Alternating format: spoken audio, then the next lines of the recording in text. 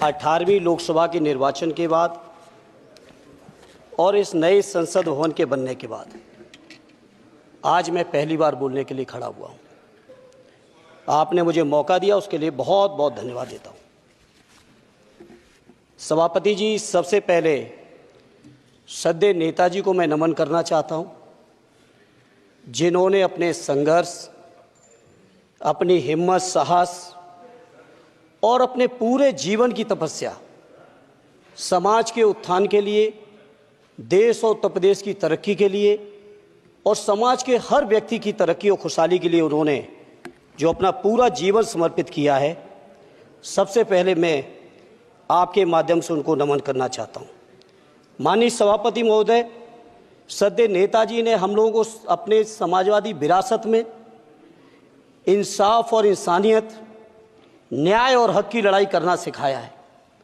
उस लड़ाई को हम लोग बखूबी अपने नेता आदरणीय अखिलेश यादव जी के नेतृत्व में शानदार तरीके से उस विरासत को न केवल लड़ रहे हैं, बल्कि नेताजी के हर सपने को पूरा करने तक हम लोग चुप बैठने वाले नहीं हैं। सभापति महोदय, बजट एक व्यापक विषय है और जब इस विषय के बारे में सोचते हैं तो समझ में नहीं आ रहा कि कहां से शुरू करें, क्योंकि देश में आज कोई वर्ग नहीं बचा है।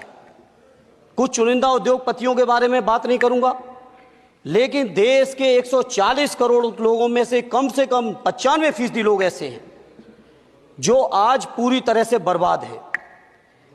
एनडीए की यह सरकार 11वां बजट पेश कर रही है, लेकिन इस 11वें बजट के बावजूद अगर मैं देखता हूं तो समाज की जो गरीबों के लिए सबसे ज्यादा जरूरी चीजें हैं, स्वास्थ्य का है, तो स्वास्थ्य 2023 और 24 में बजट घटा दिया है। किसानों का बजट जहां यूपीए के सरकार के समय 2014 तक 5.5 था, वहीं 24 आते आते ये 3.15 रह गया है।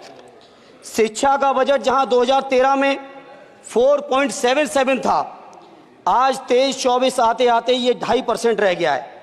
इसी तरह से जितनी भी जरूरी चीजें हैं, सभापति महोदय, मुझे कहने में कोई संकोच नहीं, ये जो बीजेपी की एनडीए की सरकार है, ये सरकार पूरी तरह से गरीब विरोधी, किसान विरोधी, नौजवान विरोधी, बुनकर विरोधी, छात्र विरोधी, दलित विरोधी, पिछड़ा विरोधी, मजदूर विरोधी, जितनी भी अगर उपाधियां दी जाएंगी सभापति महोदय वो कम है।